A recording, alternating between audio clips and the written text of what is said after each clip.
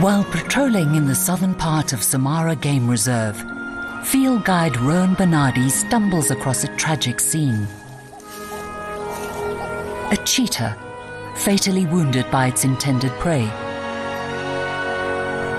The Dacre's razor-sharp hooves tore into the cheetah's belly.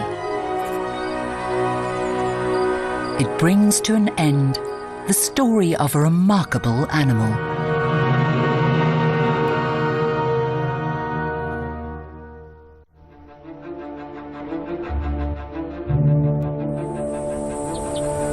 A young cheetah moves cautiously through the grasslands of the Northwest Province in South Africa. She has recently left her mother's home range and moves east.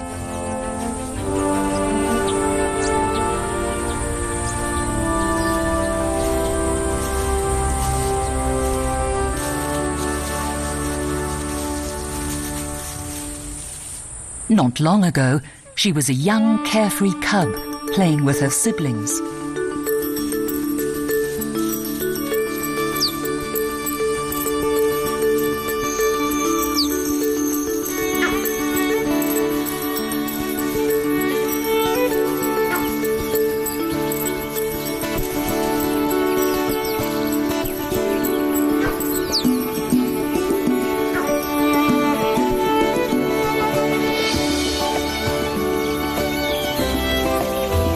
Although it seemed like random play, this romping was necessary for her survival in later life.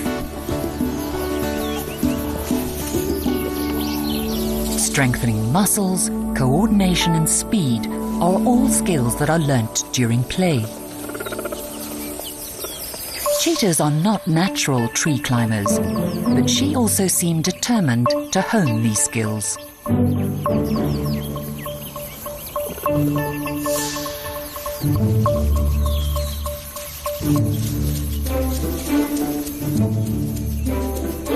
Their mother often left the cubs alone while out hunting. Female cheetah with cubs need to hunt almost every day. She would be gone for many hours, leaving them alone and vulnerable. The young cub is already fast, at 5 months able to outrun other adult carnivores.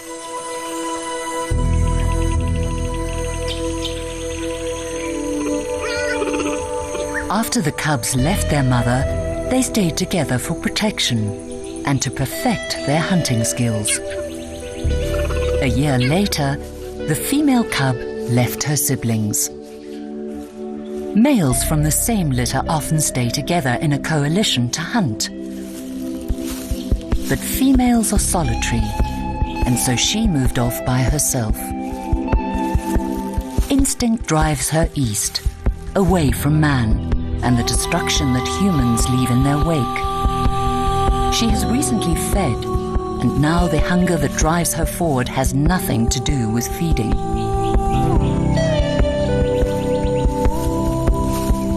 She will try and find a male, but only long enough to mate.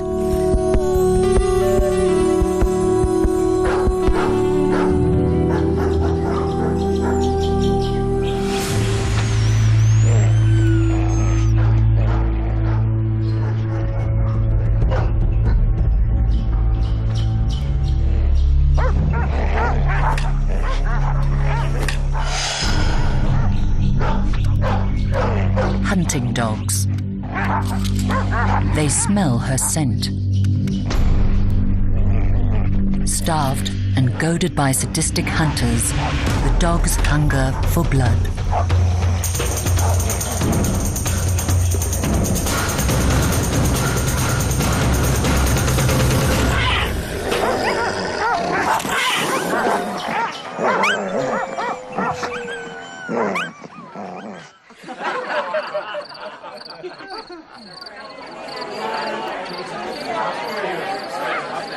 Captured and confused.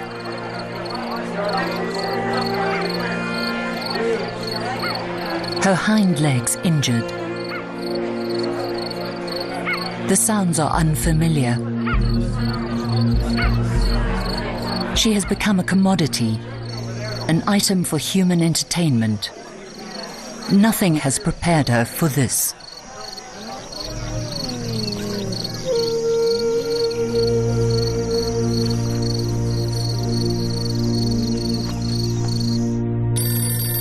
The Anne van Dyck Cheetah Centre gets an urgent call. Anne van Dyck Cheetah Centre, good A woman afternoon. calls reporting a wild cheetah that has been badly mauled and is being kept in captivity. Your name and your surname, please.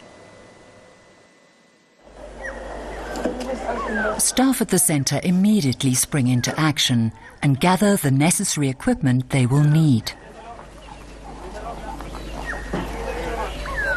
Specialist veterinary surgeon Dr. Peter Caldwell is called, as they are not sure what condition she'll be in.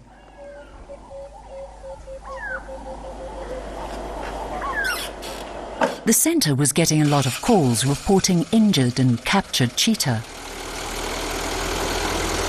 Farmers consider cheetah vermin and openly hunt and kill many that roam wild in these farm areas. The cheetah population is rapidly declining, and there is a real danger that they could disappear forever.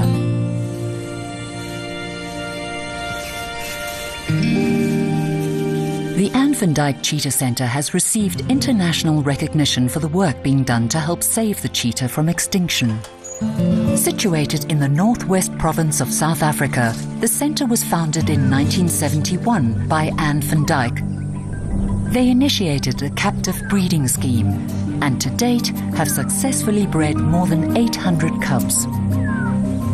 The centre's founder, Anne van Dyck, has a great compassion for cheetah and believes that mankind and this magnificent cat are naturally and emotionally connected. It's an animal that has been with man for so many centuries. I mean, it's millions of years that the cheetah has been with us, and I think it will be a great, great pity if it doesn't survive for another million years. The centre houses over 100 cheetahs in separate enclosures. These cats are used for breeding, research, education and tourism, which helps pay for the mammoth logistics of looking after these endangered animals. To combat illegal hunting and captivity of these magnificent cats, the Anne van Dyck Cheetah Centre offered a cash reward for information leading to the rescue of a caged or injured animal. It worked, and the calls came streaming in. It was one such call from a woman who wanted the reward for a new kitchen that prompted the centre to dispatch the rescue team. They discover a weak and badly mauled animal, thrown in a cage and left for dead.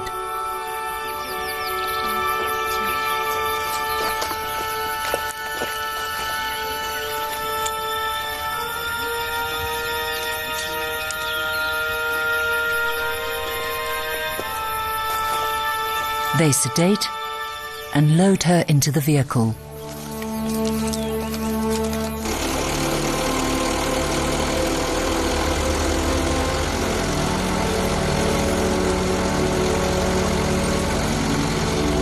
The team return with the damaged animal.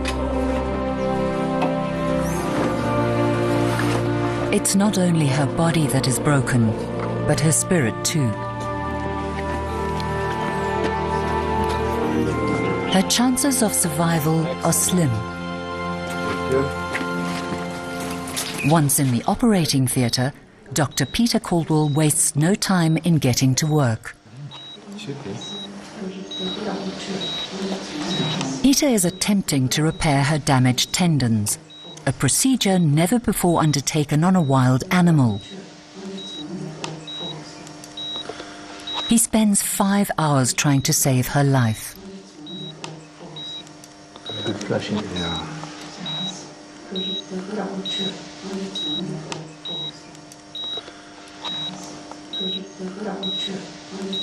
Now the only thing left to do is wait to see if she'll make it through the night. It's touch and go.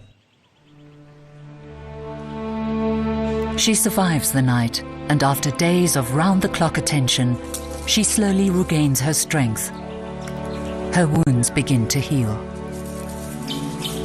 She is moved to a larger area, but the long-term prognosis is not good.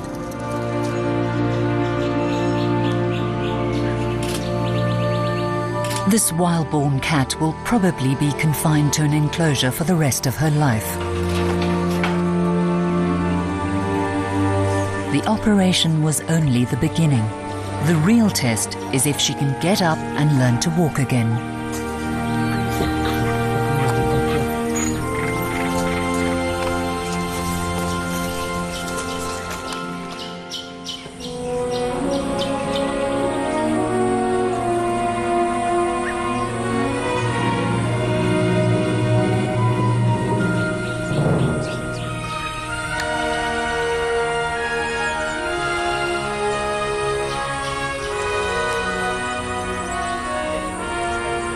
She's a fighter.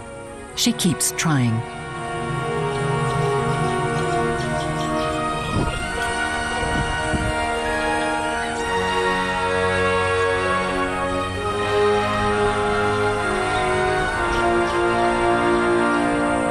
She's up.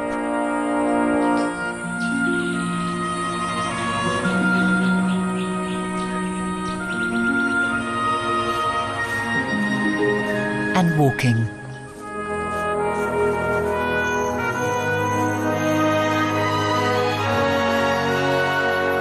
Van Dyke and her team are ecstatic.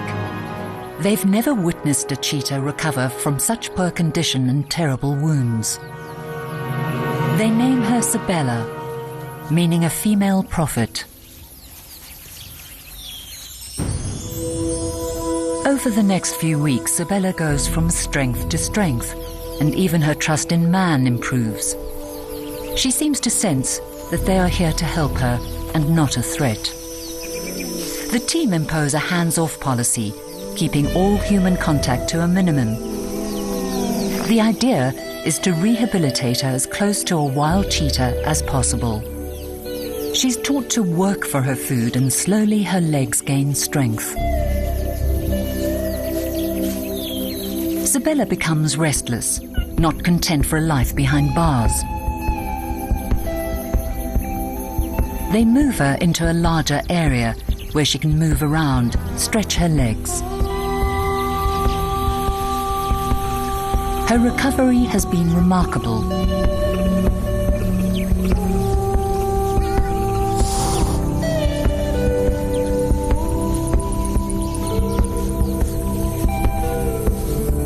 Sabella is truly a fighter. They feel she should be given a chance to live in the wild again. Now they just need to find somewhere willing to have her.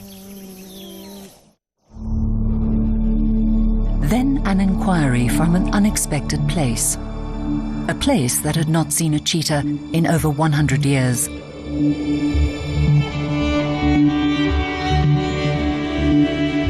Forming the country's vast, timeless heartland, the semi-arid Karoo region of South Africa was known by early explorers for its singular beauty, harsh environment, and extraordinary wildlife. Early inhabitants, the Khoisan, called the Great Karoo the land of great thirst. In the middle of these ancient plains, surrounded by an amphitheater of purple mountains, lies Samara Game Reserve, land of serenity. Most of the last 100 years, this semi-desert land has been stripped of its wildlife, replaced by sheep, goats, and agriculture. This was until naturalist couple Mark and Sarah Tompkins discovered the true magic of the area.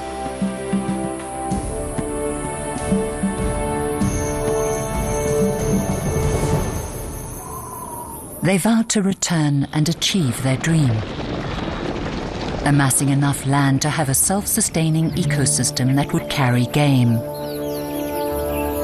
The herds of antelope that used to inhabit this area, and the predators to keep the balance that helps maintain these fragile ecosystems. They bought 11 old livestock farms, tore down the fences and returned the land to its wild state. Now, 70,000 acres later, great herds once again roam the Great Karoo, and Samara Game Reserve was born. The next step was to bring back the Great Karoo's most iconic predator, the cheetah.